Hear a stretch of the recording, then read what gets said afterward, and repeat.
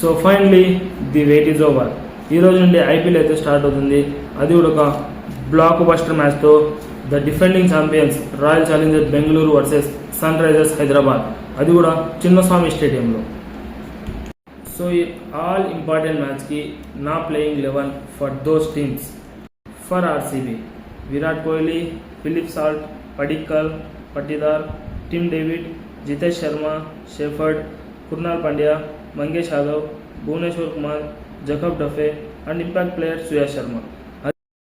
SRS playing 11: Travis Head, Abhishek Sharma, Ishan Kishan, Heinrich Klaasen, Liam Livingstone, Nitish Kumar Reddy, Aniket Verma, Harsh Dubey, Harshal Patel, David Payne, Shivam Kumar, impact player Jaydev ఉనాడ్కర్.